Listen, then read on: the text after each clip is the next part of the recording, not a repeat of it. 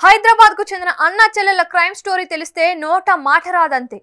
అడ్డదారిలో ఇష్టారాజ్యంగా వ్యవహరిస్తూ కోట్లాది రూపాయలు వెనకేయటమే కాదు, వందలాది మందిని ముంచేసిన వీరి దారుణాలు వరుసతో పోలీసులు సైతం ఆశ్చర్యపోతున్నారు.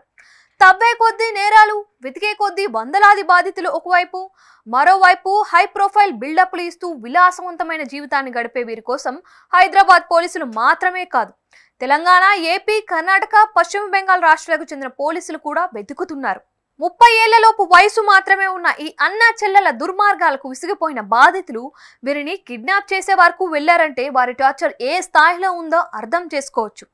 కొద్ది రోజుల క్రితం జూబ్లీ హిల్స్ లో గిగ్లైజ్ ఐటీ సంస్థ నిర్వాహకుడు 29 ఏళ్ల రవిచంద్రారెడ్డిని ఆయన సోదరి 27 ఏళ్ల వాకాటి యామిని అలియా సౌమ్యాల ఉదంతం సంచలనంగా మారింది. జీతాలు ఇవ్వకపోవడంతో విసిగిపోయిన ఉద్యోగులు వారిని గట్టిగా నిలదీయడంతో పాటు తమ జీతాల్ని సెటిల్ చేసే వరకు బయటకు వెళ్లనివ్వమని బలవంతం చేశారు. అయితే దీన్ని కిడ్నాప్ కేసుగా పోలీసులు భావించారు. అనంతరం విచారణ జరిపిన తరువాత వీరి గురించి తెలిసిన పోలీసులు మరింత లోతుల్లోకి వెళ్లేసరికి వారి అసలు భాగోతం బయటపడింది. అదే సమయంలో ఈ అన్న చెల్లెలు ఇద్దరు ఎస్కేప్ అయ్యారు. రవిచంద్రారెడ్డి తన సంస్థలో 1200 మందిని బ్యాక్డోర్ లో నియమించుకొని వేతనాలు చెల్లించకుండా ఉండేవాడు. వారంతా సక్రమ పద్ధతిలో జాబ్లోకి రాలేదు అన్న కారణంగా వారందరినీ తొలగించాడు. ఈ మోసానికి సంబంధించి రవిచంద్రారెడ్డితో సహా మరికొందరిపై రాయదుర్గం పోలీస్ స్టేషన్లో దాదాపు 115 మంది ఫిర్యాదు చేశారు. గొప్పల కోసం రవిచంద్రారెడ్డి ఏపీలోని ఒక గుడికి ₹1 కోటి మొత్తాన్ని విరాళంగా ఇచ్చినట్టు బిల్డప్ ఇస్తూ చెక్ ఇచ్చాడు. అది కాస్త బౌన్స్ అయింది. దీంతో ఆయనపై మరో కేసు నమోదైంది. రవిచంద్రారెడ్డి దాదాపు 25 కంపెనీల్లో డైరెక్టర్ గా ఉన్నట్లు గొప్పలు చెప్పుకునేవాడు. అంతేకాదు, ఫోర్బ్స్ లో 2.5 బిలియన్ల వ్యాపారం చేస్తున్నట్లు, సేవా రంగంలో ఉన్నట్లు కథనం వచ్చిందని చెబుతూ ఉద్యోగుల్ని నమ్మించే ప్రయత్నం చేసేవాడు. ఈ అన్నా చెల్లెలకు పశ్చిమ బెంగాల్లో దాదాపు 800 కోట్ల రూపాయల కుంభకోణంలోనూ పాత్ర ఉందని చెబుతున్నారు.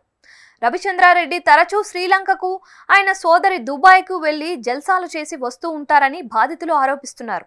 రవిచంద్రారెడ్డి సోదరి సౌమ్య మీద మాదాపూర్లో ఉద్యోగాల పేరుతో మోసం చేస్తున్నట్లు 3 కంప్లైంట్లు ఉన్నట్లుగా జూబ్లీ హిల్స్ పోలీసులు గుర్తించారు. బెంగళూరులో ఒక కంపెనీ పెట్టి దాదాపు 12 కోట్ల రూపాయలు, అలాగే విజయవాడలో ఒక సంస్థ పెట్టినట్లు చెబుతూ 15,000 కోట్ల రూపాయల మేర కాజేసినట్లు గుర్తించారు. ఇటీవల జరిగిన ఎంపీ ఎన్నికల్లోనూ వీరి కుటుంబం నంద్యాల ఎంపీ స్థానానికి లిబరేషన్ కాంగ్రెస్ పార్టీ తరపున పోటీ చేసింది. ఈ సందర్భంగా 6 ఫార్చ్యూనర్ అద్దెకారులు, 30 మంది బౌన్సర్లను నియమించుకొని హడావిడి చేశారు. జూబ్లీహిల్స్ లో ఉండే అతడి ఇంటి అద్దె నెలకు 2.5 లక్షలని, ప్రత్యేక జాతికి చెందిన 3 కుక్కల్ని పెంచుకునే ఇతను ఇంటిని అద్దెకు ఇచ్చిన యాజమానిని సైతం మోసం చేసినట్లుగా గుర్తించారు. ఇతగాడి ఘరానా మోసాలు పోలీస్ శాఖలో ఇప్పుడు హాట్ టాపిక్ గా మారాయి.